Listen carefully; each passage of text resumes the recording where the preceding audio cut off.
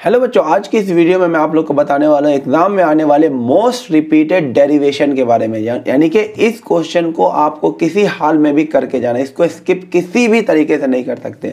यानी बहुत बार चांस है इस क्वेश्चन के आने का। जैसे सबसे पहले गॉस थ्योरम और उसके जो एप्लीकेशन है उसमें भी जो चार्ज शेल वाला है सबसे इंपॉर्टेंट है, ये आपको किसी हाल में करके जाना है। उसके बाद capacitance of parallel plate capacitor, जब उसके अंदर डाइलेक्ट्रिक स्लैब डाला होता है जिसका रिजल्ट आता है एप्सिलॉन नॉट ए अपॉन में डी माइनस टी प्लस में टी बाई के, ये भी काफी बार रिपीट होता है। उसका ड्रिफ्ट वेलोसिटी काफी इंपॉर्टेंट है, किसी हाल में ड्रिफ्ट वेलोसिटी एक्सप्रेशन करके जाना है, जो रिजल्ट आता है ई टाउ अपॉन में एम, ये एक्सप्रेशन आपको करके जाना है। उसके बाद बैलेंस व्हीट स्टोन ब्रिज का condition P upon Q is equal to R upon S, ये भी बहुत बार रिपीट होता है। उसके बाद ये तो एकदम वीवीआई है, मूविंग कॉइल गैल्वेनोमीटर। तो मूविंग कॉइल गैल्वेनोमीटर में आपको कंप्लीट करके जाना है, उसको अच्छे से कन्वर्जन भी वोल्ट में गैल्वेनोमीटर से वोल्ट मीटर, गैल्वेनोमीटर से एम मीटर, फिर उसकी सेंसिटिविटी, उसके बाद कैसे आप सेंसिटिविटी को इंक्रीज करते हैं, सारी कहानी इसकी पढ़ के जाना। ये रिपीटेड क्वेश्चन है, बहुत बार आता है। उसके बाद force between two parallel current carrying conductor, जिसका रिजल्ट आता है mu naught I1 I2 upon में 2 पाई आर इंटू में एल। ये करना साथ साथ इसका जो न्यूमेरिकल आता है वो भी बहुत बार रिपीट होता है। उसका जनरेटर काफी इंपॉर्टेंट है, ये भी रिपीट होता है। उसके बाद mutual inductance of two coaxial coil, जिसका रिजल्ट आता है M is equal to mu naught I1 I2 upon में म्यू नॉट I1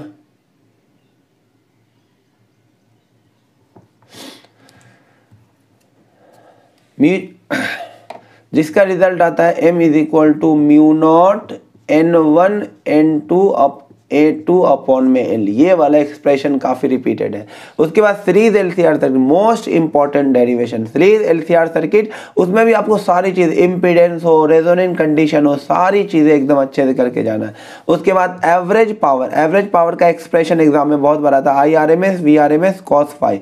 और एक क्वेश्चन इसमें बहुत बार आता है जिसमें आपको प्योरली इंडक्टिव और कैपेसिटिव सर्किट के लिए एवरेज पावर को जीरो शो करके दिखाना होता है, वो भी डेरिवेशन काफी रिपीट होता है।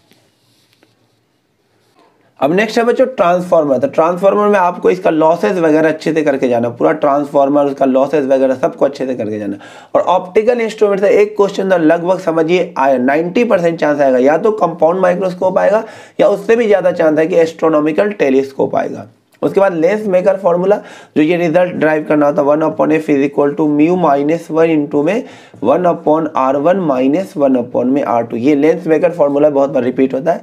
और उसके बाद refraction of light through convex refracting surface, rare to denser और डेंसर टू रेयर, दोनों वाला केस करके जाना, जिसमें ये रिजल्ट आता है, ये काफी बार रिपीट होता है। उसके बाद फ्रिंज विड्थ का expression beta is equal to lambda D upon में D, expression for fringe width. उसके बाद लॉ ऑफ रिफ्रैक्शन या law of reflection on the basis of Huygens principle, दोनों, लेकिन रिफ्रैक्शन वाला काफी रिपीट होता है, law of refraction on the basis of Huygens principle, ये भी करके जाना। और उसका diffraction of light through single slit, ये भी काफी बार रिपीट होता है। इसमें आपको डिफ्रैक्शन पैटर्न, ये वाला जो पैटर्न बनता है वो आपको यहां तक एकदम अच्छे से करके जाना है। और डिफरेंस बिटवीन इंटरफेरेंस और डिफ्रैक्शन भी काफी बार रिपीट होता है। और उसके बाद रेडियस और वेलोसिटी का expression of electron in nth orbit, ये भी बहुत बार रिपीट होता है। उसके बाद न्यूक्लियर डेंसिटी, जिसमें शो करना होता है कि nuclear density mass, atomic mass पर डिपेंड नहीं करता है।